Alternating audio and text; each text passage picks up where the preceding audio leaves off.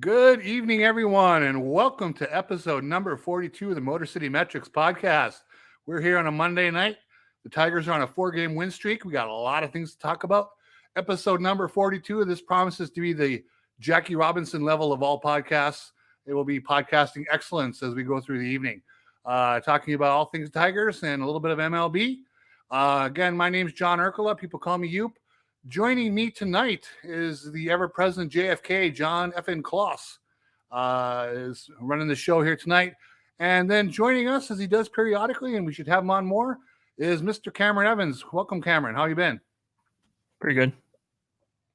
A man of many words. Very erudite. I love it. So tonight, hey, we're going to talk a little bit about, we're going to start off talking about the Tigers weekend. You know, they were playing pretty poorly last week and managed to stave off a late rally from the Yankees to avoid the sweep at Comerica Park.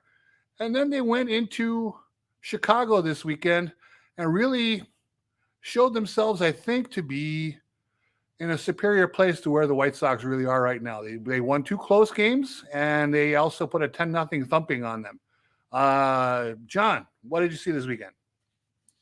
Oh, a lot of good stuff, honestly. Where do I start? Reese Olson. I know we're going to talk about the Tigers rotation later in the show, so just touching on him real quick. Another really good start. I believe went 7 scoreless, if I'm not mistaken.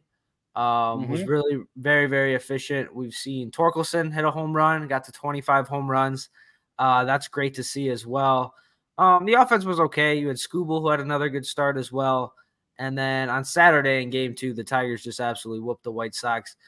And I mean, I don't know what you can say about the White Sox. I know we're going to talk about the Tigers a lot in this show, but in terms of Chicago, I don't know. Their farm system isn't the greatest. In terms of like you have Eloy Jimenez, you have Luis Robert.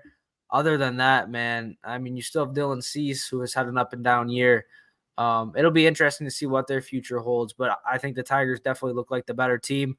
And I think I'm not going to say it's crazy, but it looks like the Tigers are going to finish no further than 3rd place in the AL Central, which going into the season, I remember I told my friend, I think we actually posted a video about the Tigers finishing above the White Sox, and I got laughed at for that. And it looks like they're going to finish above the White Sox, with a pretty good margin as well. So, really good stuff there. And also really good stuff from Blood Right, who the sponsor of the podcast, with a $5 donation. So thank you very much. He is the man. Cameron, what stood out to you this weekend? What stood out to me, as much as we like to dog on our own organization and Scott Harris, we think isn't making the right moves, and Chris Ilitch isn't making the right moves, it could be worse. We could be the White Sox, who fired their, I don't know if he was president, GM, I don't remember what his title was, fired him, and then they hired from within. So An organization that has been struggling and underperforming for the past 5 years got rid of their president too late, and then they decided to go from within. And I'm not going to speak for White Sox fans, but as a Tiger fan, I know that if Ilitch fired Avila and then they immediately hired from within a week later, I'd be pretty pissed off. So if David Chad was the executive in charge right now, it would not be a good thing. You would have been fired up over that. It would have been worse than Avila. I would have wanted to keep Avila at that point. So well, it's really interesting that the White Sox brought in Chris Getz. And, Raj and I were speculating last week. I was wondering, Getz was a big part of hiring Pedro Grifol. I don't know how to say his name. Doesn't matter. I'm just wondering if Reinsdorf is cheap enough that he wanted to stay in-house so that Pedro Grifol would have an advocate in the front office who hired him and wasn't looking to hire his own guy. If you're that cheap that you're afraid of manager turnover, I mean, it's just messy. I mean, and he somehow he hasn't. They had the same team as last year, and Tony La Russa we thought was underperforming with this roster, And when somehow you bring in a new guy who is performing even worse with the same team, I mean, it's kind of like going from Jim Leyland to Brad Ausmus, except at least Ausmus was able to carry the team to the playoffs in 2014. For So 1 year. Yeah. So tell me this. I asked Roger this, and I'll ask you guys both. If you had to look at the White Sox right now, what is the White Sox identity? What are they?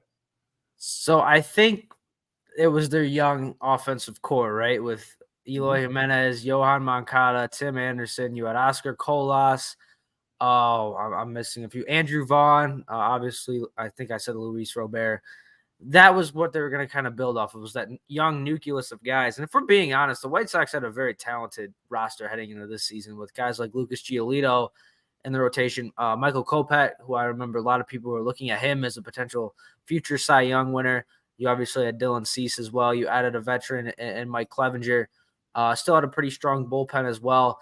I don't know, Uper. I mean, they were supposed to win the division last year, and then they essentially just brought back the same team this year and just added Andrew Benintendi. So it's the talent just didn't perform. It's that simple. Yeah, I would say I would agree. I think their identity was anyway the position players, right? The young position players were going to come together and be this offensive force, and it just has not happened. And I almost think, Cameron, I'm wondering, is it to the point now where they can't even claim that as their identity? They don't have an identity. If I would compare this to the 2017 Tigers, where there is no identity, and their best bet is to fire sale and to rebuild. But even then, again, and I don't know if I would trust Getz to be able to rebuild this organization, because I mean, they have Luis Robert for 2-3 more years. And I think Eloy Jimenez for the same amount. Tim Anderson's a free agent. Tim Anderson is battling Javi Baez for worst qualified hitter in the American League or in Major League Baseball, I think. So I don't know. They don't have an identity, especially with Tim Anderson being as poor as he is. He's not even getting on base to get driven in by Luis Robert or Eloy Jimenez, who I think both are having a fine years. I mean, not good enough to carry the offense, but I mean, I think you keep those two pieces and then you have to try and rebuild within 2 or 3 years because you have a small window. Yeah, and as John noted, there's not much of a farm system. So the Tigers go in there on a Friday and win 4-2. Pretty nip and tuck game. It was good to see Alex Lang come in. Kept them off the board, got the win. They win 10-0, and seemingly everybody on the roster had 3 hits in that game or more. Miguel Cabrera with 4. Could be the last time we see him with a 4-hit game. It was his 49th in his career. Really pretty amazing. He really smashed a couple balls, and then he got one break where the ball hit second base and he got a bounce, which was really fun for him. I really thought that the starting pitching looked really good. Erod was a little shaky in the first inning. Then he kind of got into a groove. Skubal almost did the exact same thing, a little shaky at first, and then was just mowing people down from that point forward. And then Reese Olson was really an interesting thing. He's been such a strikeout pitcher. All of a sudden in that game, he goes 7 innings, strikes out only 1, and becomes a ground ball pitcher out of nowhere. So that was the starting pitching was really something to behold. And again, the White Sox aren't a great team, but I thought there were some real bright spots there. Yeah, could kind of get into the rotation talk right now, because we did kind of have that as a topic, but sure. I don't know if So I did post a tweet a couple of days ago, and it was about the Tigers rotation heading into next year. So obviously the rotation right now, you have Eduardo Rodriguez, Skubal, Manning, and Reese Olson, and then you kind of just plug in Casey Mize when she gets healthy. And then the question was, do you think the staff is good enough to compete for the division in 2024? I'll start with you, Cameron. With that staff right there, obviously you're hoping you bring back Eduardo Rodriguez, which I don't know about you guys. I'm really hoping he's in the Tigers uniform next year. And then it's kind of just Erod rolling with the young guys and seeing what they can do in 2024. So I think the staff will be the biggest part. So I think the Tigers have a very good bullpen, and I think they even have a better bullpen than what you might see on paper. But because they've been so taxed, they're starting to show some weakness right now. So if I'd like to plug in another veteran somewhere. I love Reese, but if the Tigers hypothetically they retain Erod, right? If they could get a Michael Rinzen back, or hell, spend the money for Aaron Nola, being the Aaron Nola sweepstakes. Another veteran, and then moving a Reese Olson, Alex Faedo into the bullpen just gives you more length. I'm trying to see here. Yeah, the Tigers are third in a division right now in runs allowed, at 655, and the White Sox and Royals are 70 and 100 more runs allowed. So, yeah, I think if they can get a more consistent starting rotation as to where you don't have to send Turnbull down to work on stuff, get injured. You don't have to plug in Alex Faedo every other week for spot starts. You don't have to have an opener for Joey Wentz every 10 days. I think if we get some more consistency, definitely if the rotation's strong, the bullpen will be strong. And I think that in itself will help the Tigers compete. And even this year, I don't even think the rotation is the problem. I think the problem's the offense. So fair enough. Yeah, when you look at John's tweet and you look at those 5 guys, I don't know what the percentage of Erod being back is. To me, it's probably under 20%. But so if he does leave, then yes, they have to get into the veteran market and compete for 1 or 2 good arms. If he does come back, I like the 2 options you gave. Lorenzen would be a perfectly fine guy to bring back. There would be nothing wrong with that. Aaron Nola would be the big get. I mean, that'd be pretty exciting. I think that would have people buzzing around the Tiger Nation. So the other guys, there's so much variance there. I mean, how many of those guys have even pitched, I don't know, 125 innings or more in a season? I mean, Skubal and obviously Erod. But the rest of those guys, I mean, there's, are you going to get 30 starts or even 25 starts out of Matt Manning? Casey Mize, when he comes back, what is he? He could be fantastic, as I've talked about the last couple of podcasts, and I won't repeat all of that. But, but again, he's coming back from Tommy John surgery. We don't know what that's going to be. And then Skubal, it's really interesting. After that good start, I looked up a couple things. He's really, I don't think it's a fluke either. He's keeping the ball in the park incredibly well compared to where he was 2 years ago when home runs allowed just bedeviled him. He gave up like 35 homers in under 150 innings. Right now, he's given up 3 dingers so far in 58 innings. And he's done that by his ground ball percentage is up like 35%, 14 percentage points from that season, from 2021. If he, at that time, I thought if he could just learn to keep the ball in the park, he's going to be a star. And he is doing that right now. So that could be their arm that they build around, assuming he can stay healthy. Yeah, and in terms of like the free agent or trade talk, we had a comment from Tyler Parker who mentioned Paul Blackburn. I haven't really kept tabs on him this year, but I know he's a guy who's had success in the past. He could be a trade target as well. But yeah, obviously, if Eduardo Rodriguez doesn't come back, then you're going to need a veteran starter. I've looked at I have the list pulled up right here. I mean, guy I've heard is Jordan Montgomery. I know people are talking about that on Twitter. If he's a veteran, you could give a 2 or 3 year deal to. If you lose Erod, another guy I saw was Julio Urias, kind of tying into the news that came out today. I know I was just asking if you guys saw that or not. Yes. Not good. That was not good at unfortunate. All. Not good. Blake Snell, another guy as well. So it'll be interesting. But I want to ask you this, guy. In terms of Reese Olson, I feel like he's looked really strong. I think he has really, really good stuff. What is his ceiling compared? Because Cameron said he wants Reese Olson to be in the bullpen.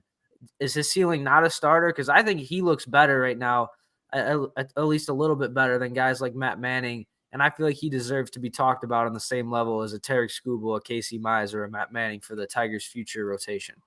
I will say that Olsen has the strikeouts that I thought Matt Manning would be getting at this level. He has. I thought Matt Manning would be the one throwing wipeout pitches. It's Olsen. It's somehow. It's not that I don't think Olsen can be a starter. It's how many times can he get 3 times through the lineup? We need guys who can get into the 6th inning. I'm just not sure if Olsen will be able to consistently get into the 6th inning. Somehow Matt Manning's been doing it. He hasn't been striking people out. He has a BABIP in like the 150s, which is not going to be able to be maintained. But he's not walking people either. Yeah, he's somehow everything hit into play is turning into an out for Matt Manning. Hopefully we don't see him blow up. I know he's coming up against the Yankees, right, at Yankee Stadium, which is giving me some worry for his next start. But I don't know. Let's see Olsen as a starter through the rest of the year. Let's see him in spring training, and if he can consistently get 3 times through the lineup, then obviously he's a starter. But if we start I think Wentz had the same. Wentz has been awful this year, but last year he was kind of having the same issue, getting 3 times through the lineup. So yeah, I think that should be the goal for everyone: 3 times through the lineup, and Erod has been the only one consistently doing that this year. You know, it's interesting. They've pretty much Faedo. They've been talking about making him a reliever this year, right? They moved him to the bullpen. He's probably going to get some 2-inning stints. You could see, in some respects, you could see Reese Olson going down that path. I mean, that makes a lot of sense, right? He throws 97. If he's in the bullpen, maybe he's throwing 98, 99 at times when he really airs it out. And I think he could be a really good reliever, and I think he could be a multi-inning weapon out of a bullpen. But I think they keep him starting until he proves he can't do it. You know, until they have better options. You know, which would be the best of both worlds, right? So a lot will depend on what comes out of the system next year. I mean, what kind of fast track is Jackson Jobe on? Does Ty Madden turn a corner and become a consistent force at Toledo? So they got to get him up. And then what is Wilmer Flores? Is he destined to do the Faedo route? Kind of tantalize us with starting, but probably end up as a reliever. Yeah, that's kind of where I could see Wilmer Flores at, if I'm being honest. I mean, and there's also the trade possibility too. If we really want the Tigers really want to compete next year, you could trade a Ty Madden or a Wilmer Flores. We did get a comment about trading Jackson Jobe for a Yankees pitcher. I don't know about that. Other than Garrett Cole, I don't know how many Yankees pitchers I'd really be too interested in. But yeah, at the end of the day, I think the Tigers have a lot of young pitchers. You still have Bo Brisky, who's probably going to stick in the bullpen, but I think there could also be a possibility he maybe moves back into the rotation as well. But you had a topic in here about the young guys, and I've kind of been thinking about this, and I want to get your guys' thoughts on it about the young guys, because we talked about this year being a prove it year, a see what we got year. I know a lot of people will be upset by this. What about 2024 being a see what we got year? Because you have these guys, I know you have Colt Keith. Don't you kind of want to see what you got in Colt Keith next year? Don't you want to see what Parker Meadows can do for a full year? What about Justin Henry Malloy? You got Andre Lipsius, Winsel Perez. Hell, maybe these young starters, you want to give Reese Olson a full year to see what he can do. What are your guys' thoughts on 2024 kind of being another year where you continue to see the development from the guys that have been at the major league level this year, but also calling up these young guys and giving them a full season to see what they can really be for the Detroit Tigers? Go ahead, Cam. Yeah, I mean, I think it has to be a prove it year, right? I mean, I don't think there is any expectations of really making the playoffs next year. I mean, the AL Central is the AL Central, and I think this year it was the prove it year for the Twins, because they've called up Royce Lewis, and I'm forgetting their other young guys off the top of my head. But this was a prove it year for them, and they've kind of run away with the division. Those guys, they're balling out. Eduardo Julian, I mean, he's great. Yeah, he is matching. So I think next year the Tigers should hope to maybe be what the Twins are this year, where like Colt Keith comes up, Justin Henry Malloy comes up, and they might not win the division off that. But if they can get close to 500, then it's probably time to pull the trigger. Hey, we're ready to compete. These young guys, it'll be another year of Torkelson and hopefully another year of Riley Greene. Not being injured is what I'm getting at there. Kerry Carpenter. So yeah, DH spot has freed up. So yeah, I don't think there's any expectations for the playoffs next year. I think the expectation should be Colt Keith gets plate appearances, Justin Henry Malloy gets to plate appearances, Casey Mize comes back from Tommy John, and then you go from there. You just see what you act. I want to say see what you actually have, but build off what you have. I'm going to go the other way. Yeah, I knew you would. I think that one, and this goes back to the Avila days and with what Chris Ilitch has done. I always wanted them to use free agency and trade to build a base of stable veterans to add the youngsters around. I would have gone that road versus waiting for the youngsters to grow up and get good, and then I'm going to bring in all these magical veterans and we're going to win. I would have gone the other way, and that's fine. People have feelings both sides of that. Not a problem. But for next year, when you look, again, the goal is always to win the World Series, right? I mean, the division is great, and they want to win the division, and nobody would be upset if they win the division. But you got to have a team that's going to win the World Series. They're not there. We know that. But for next year, I really believe that we've seen that if Riley Greene can stay healthy, knock on wood, and we know what happened this week, and he's not healthy, and that's a problem. It probably deserves its own discussion. He looks like a ball player. That's something you can count on. Spencer Torkelson for the last month to 6 weeks is looking like a ball player, a guy you're going to pencil into that lineup, and he's just going to bat third and play first base, and there it is. Kerry Carpenter, still probably an unproven commodity. People aren't going to like hearing that because they're going to say he's just as good as Torkelson. Maybe so, but when you're drafted in the 19th round, you're always going to have that bit of prove it on you until you do it for a longer stretch. I'm not even sure he's at 500 at-bats yet for his career. But he looks like he could potentially be the guy. So I think you plug in a couple of vets in free agency and trade this year, 2 Torkelson and Greene and Carpenter, and then, yes, Colt Keith is going to get his at-bats. No question about it. He'll earn it. Malloy, probably they've got to find a spot for him somewhere. But remember, a lot of these young guys you talk about, whether it's Wenzel Perez and Colt Keith and Malloy and Lipsius, and a couple of them are going to stink. Okay, I'm just putting it right out there.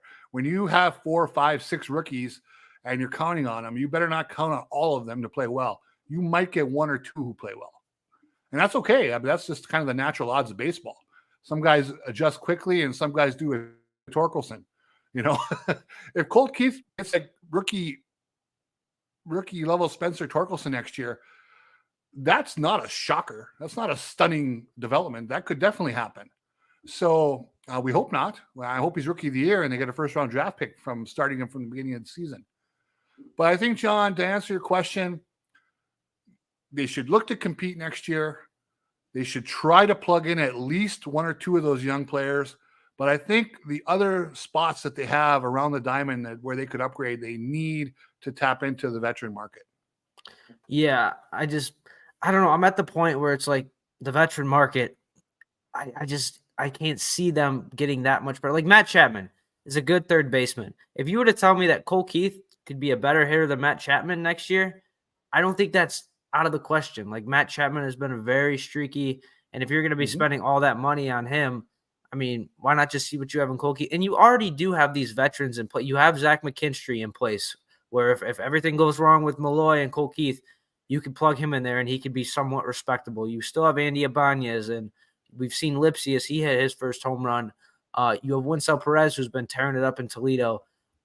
It's going to be a really interesting discussion, but I think at the end of the day, if you believe in the core they have right now, if you believe Torkelson and Green and Carpenter are for real, you hope those guys can kind of carry the offense along next year.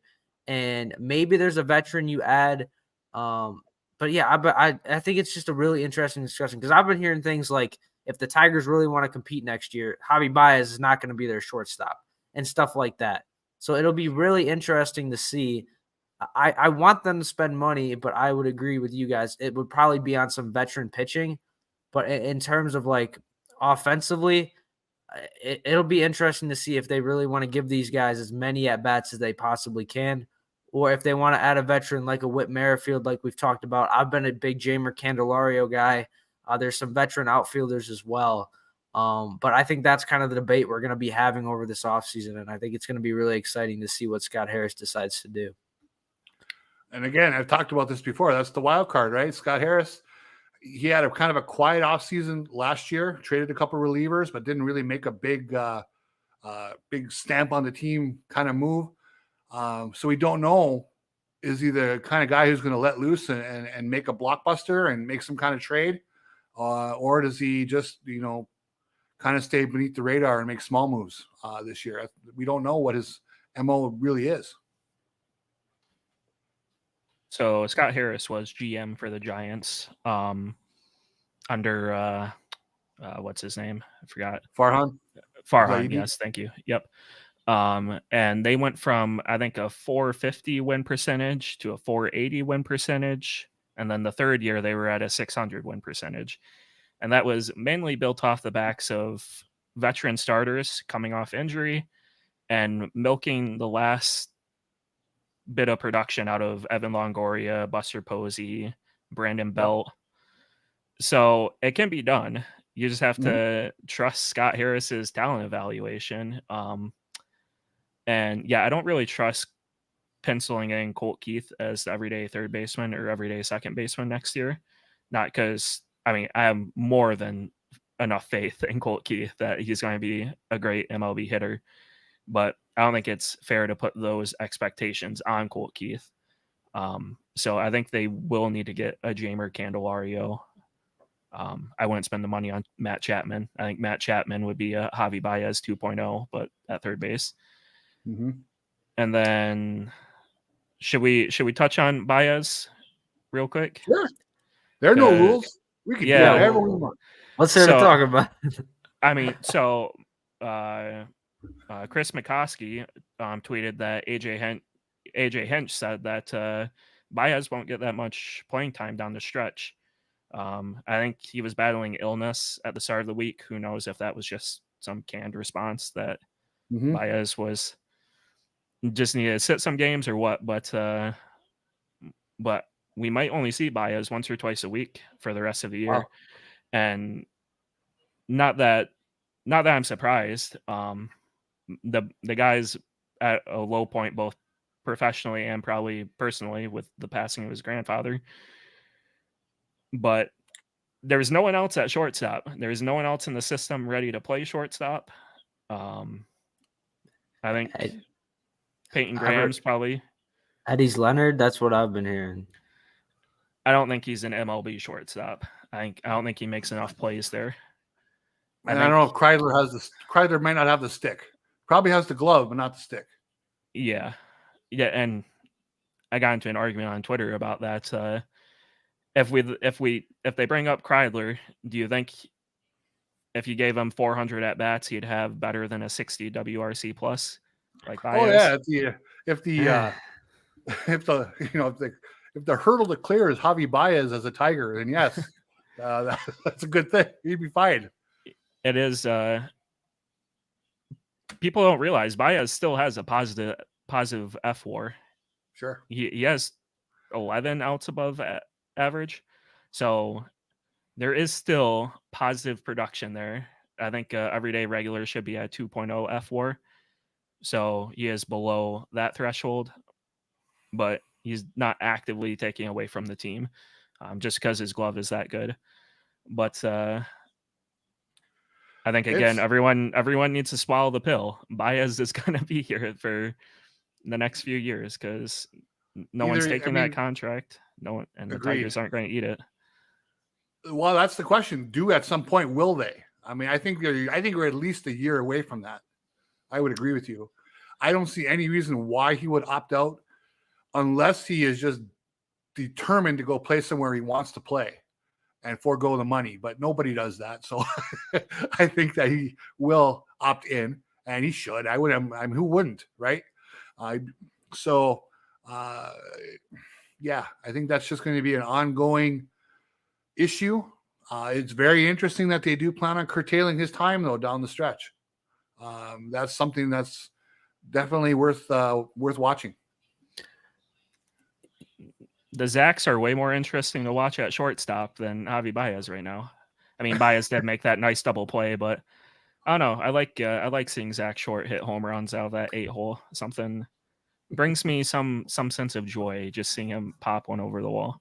Well, yeah, and Uper, that was your thing all off season, and to say Zach Short's gonna make it through the whole season. I mean, didn't he got called up once, and he's made it all the way through, right? Pretty much. He got called up as a 27th man for a doubleheader. And he's made it all the way through. He hit a home run and hasn't been down since. I always love rooting for those guys. I was Vic Reyes' number one fan, as you know, and it's not because I thought Vic Reyes was a great ball player. And there were so many people so many people last spring were, how is Zach Short still on the roster? Blah, blah, blah, blah, blah. So I was rooting for him. He's my boy. So it's been fun. But he is what he is. He's got a .299 on base percentage. He hits for a little bit of power now and then, and he makes most plays. We had a couple of juggles this weekend that kind of cost him here and there, but he's a bench guy. He's an infield-driven Don Kelly, basically. Yeah, but in terms of like saying you're going to eat Javi Baez's contract, I just still have a hard time believing he's this bad. Because, like, I remember last year he had a 671 OPS at 238. That was, like, bad. Like, that was like, wow, look how terrible Javi Baez is. If he can be that, if he can give you a 671 OPS and hit you at 15, I think he had 17 home runs last year. If he could do that, then he's a good – I mean, he was the Tigers' best player last year. So I have a hard time believing he's this bad of a hitter. I still think he could be slightly below average. I don't think he's ever going to be an all-star or an above-average hitter, but he can't be this bad. Like, I feel like at some point he's going to bounce back in some way. Well, if he keeps swinging at pitches 18 inches out of the zone, he's not going to do that. Okay, I mean, he's not going to get better. I just think that unfortunately he has reached his 30s, and there are some guys who once they reach their 30s, the power goes and the bat speed goes, and that's it. Okay, some guys make it to 35, 36, some don't. So far, he's not.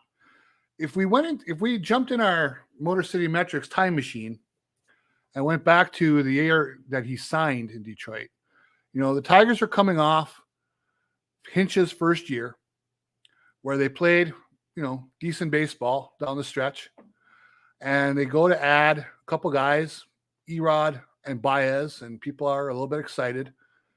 Both of them similar contracts with a buyout, with an opt-out after year 2.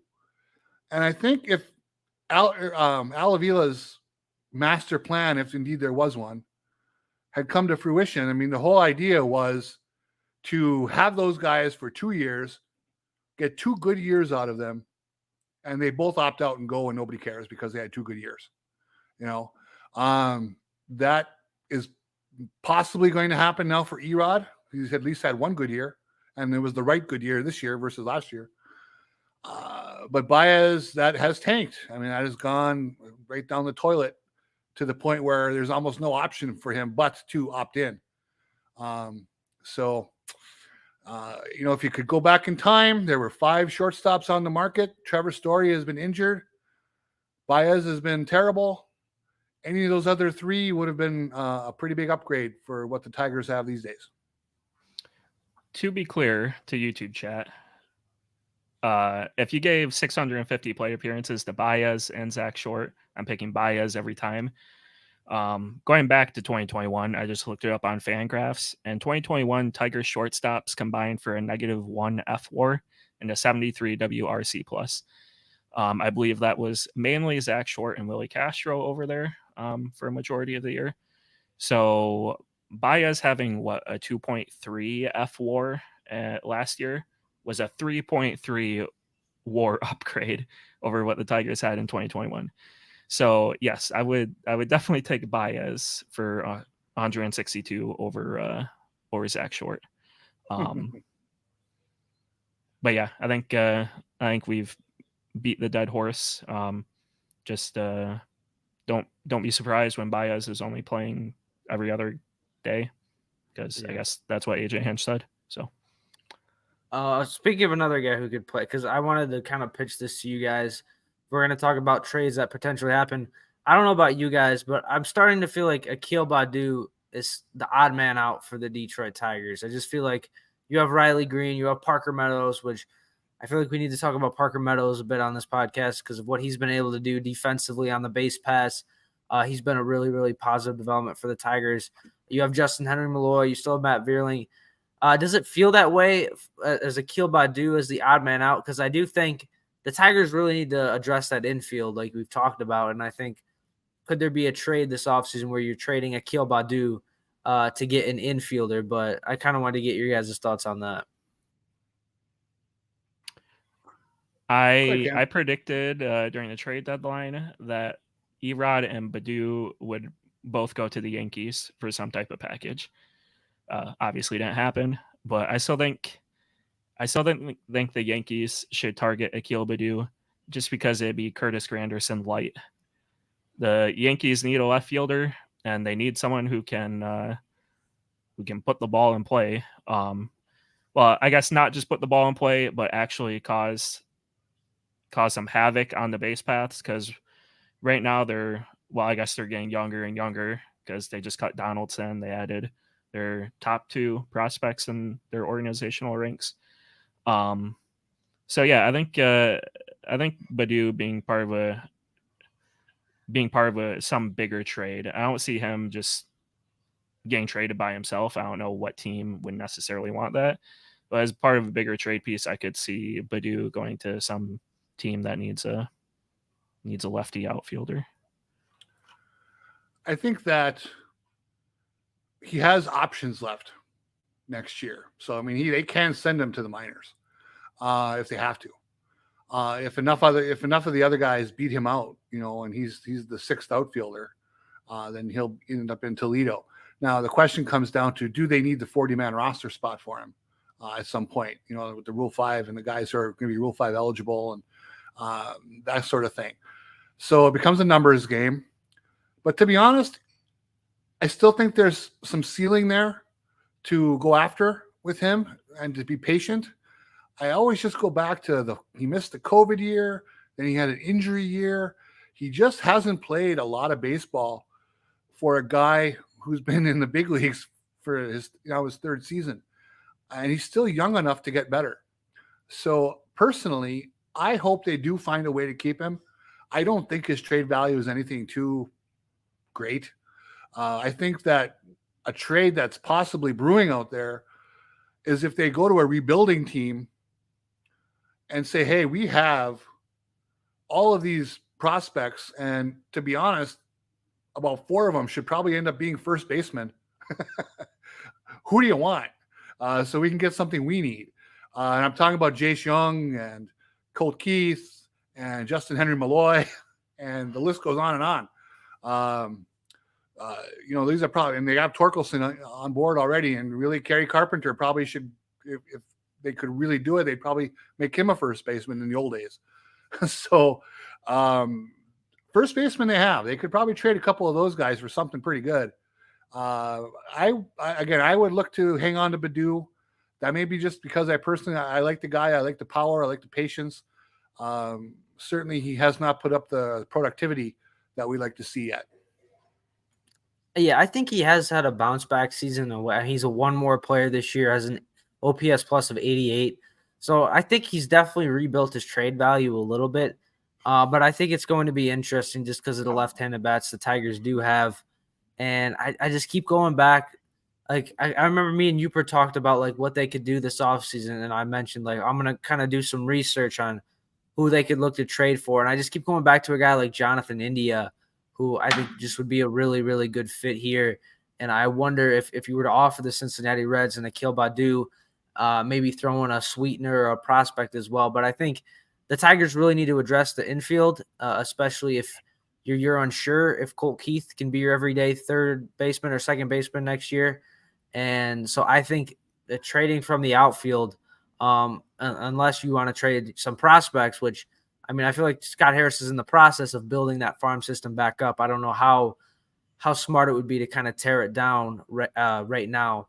But I do think an infielder like Jonathan India would really make a lot of sense for the Tigers. Well, the Reds are looking for probably, I mean, I'm not a Reds expert, but they're probably looking for pitching, right? I mean, they have a boatload of young prospects taking up positions right now around their whole infield with Ellie De La Cruz and Spencer Steer and Matt McLean. And they have a few others that they've just called up as well. I mean, the list goes on. They probably need arms. Lynn Henning has traded Tarek Skubal about 6 times already. So that could be somebody who's out there. We've talked about Matt Manning. We don't know how he's doing it.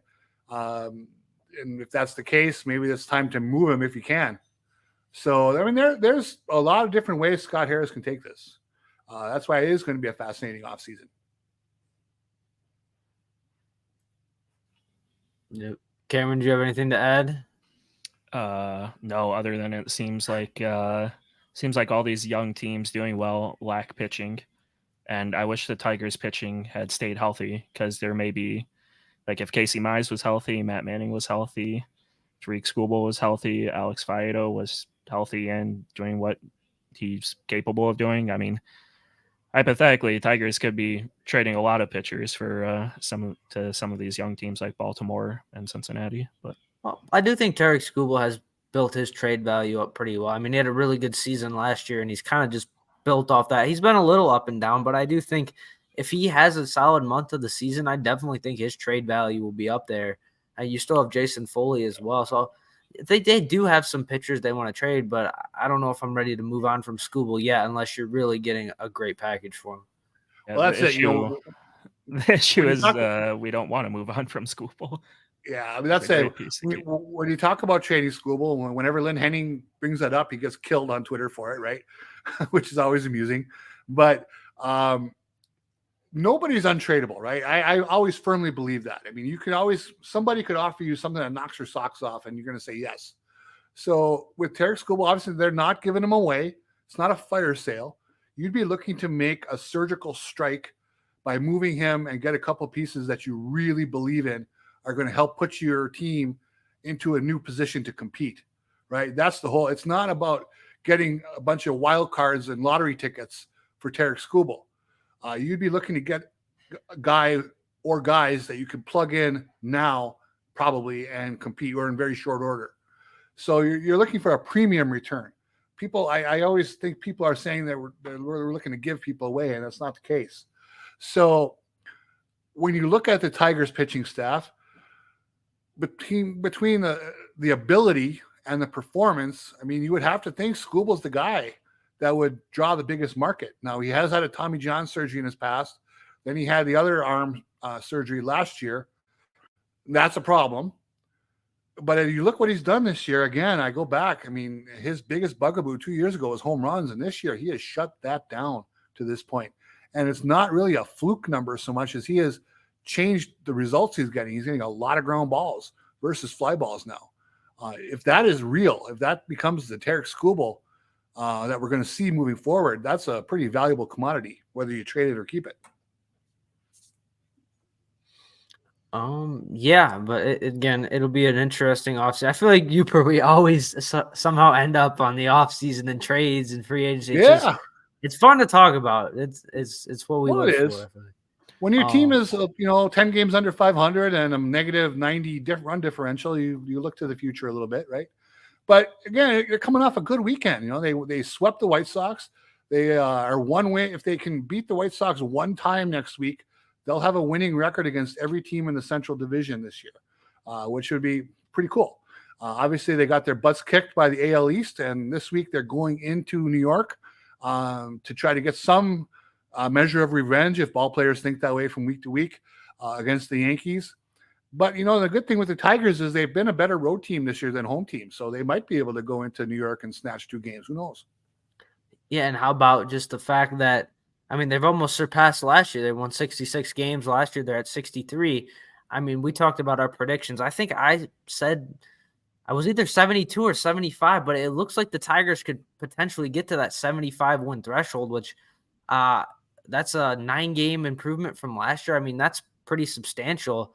Like Cameron said, with Scott Harris with the Giants making that a 450 winning percentage to a 480, like I think the Tigers eclipsing 70 wins, which there was a lot of people that didn't think they would do that. So for them to get to potentially 75 wins, I think that's a very successful season for them. I put $10 on Tigers winning over 69.5. So I'll make a little money if they hit 70 wins. So I'm rooting for it. We're counting it down. We're there. You're getting there. I think you're safe on 70. Yeah, I would hope so. They got to play around 500 baseball to get there the rest of the way. Yeah, that sounds about right. But we did have a topic about Miguel Cabrera. I feel like we didn't really talk about him that much with the 4 hits, but just kind of chasing history over these last couple games. I do think he's probably going to be getting more at bats, getting more starts. I was talking with my one friend about his last game of the year, how expensive tickets are for that, to be able to see Miggy in person. Cameron, I don't know if you're going to try to get to that. I've definitely thought about it, being able to see Miggy. I might shed a couple tears if I'm being honest. If I get to his last game. But yeah, he had a 4-hit game.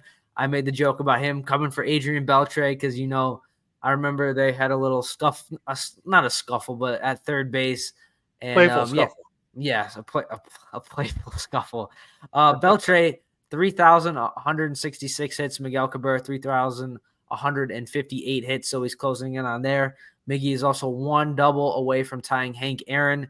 Hank Aaron 624 doubles, Miggy's at 623. And then, as you know, Miguel Cabrera 510 home runs. So maybe there's a bet there as to if Miggy can hit another home run or 2. But yeah, it'll just be really fun to see him. It seems like he's saving his best baseball of the year for the last month. And it's really great to see. I saw someone on Twitter say Miggy should play again next year, which is crazy because I remember in April, people were saying that the Tigers should DFA him in April. So for him to be able to turn his season around, and has he been a league average hitter? No, but I feel like he's been a solid contributor for the Tigers. He's given them competitive at bats. He hasn't, where he was in early May when he was hitting about $150. That was looking pretty scary. You hated to see him go out like that if he was going to, but now he has battled through it. He's been a pro. He's had a lot of good at bats. He gets overmatched by a fastball now and then, and you can tell he waves at some things because he's guessing a little, but that's okay. He's 40 years old, and it's been really a pleasure to watch him this summer, to be honest.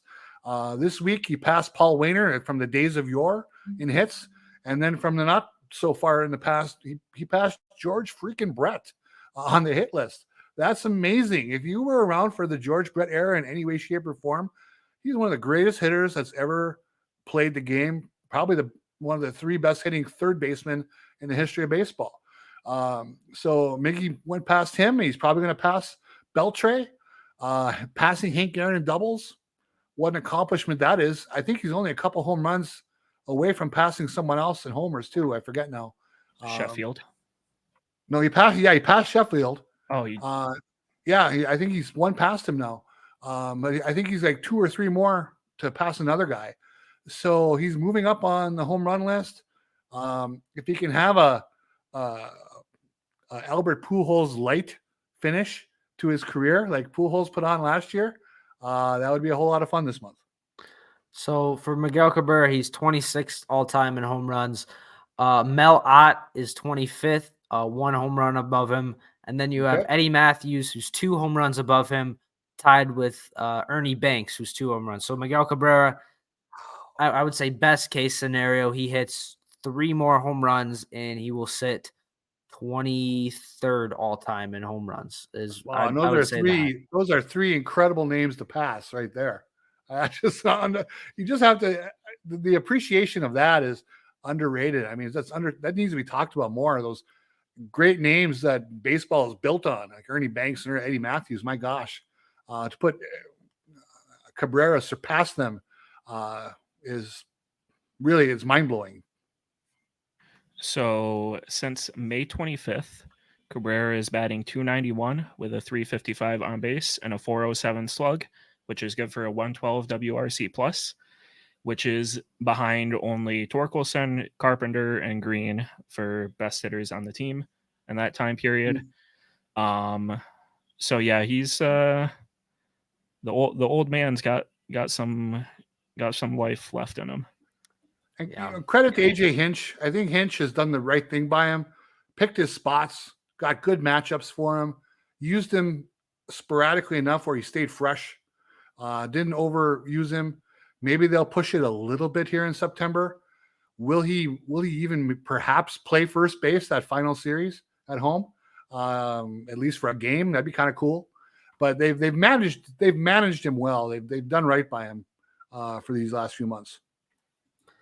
Yeah, and I was talking about this with my grandpa today in terms of like Miggy's had an incredible career. He's done pretty much everything there is to do. I mean, we all wish he could have won a World Series with the Tigers, even make it back to the playoffs with the Tigers. I think that was really unfortunate. We never got to see that. But just thinking about his decline was it was so drastic. Like it wasn't like the other stars where you go from having an OPS plus of, I mean, Miggy's OPS plus some of these years, 170, 150. It was really a drastic fall off for that. And you just hope if he were just to stay a little bit healthier, the numbers he could be putting up, not to take anything away from him, but just to think about how far up these lists he could actually be, because the power hasn't been there in what, 5 years? His power's been gone. Like it was just such a drastic fall off for him.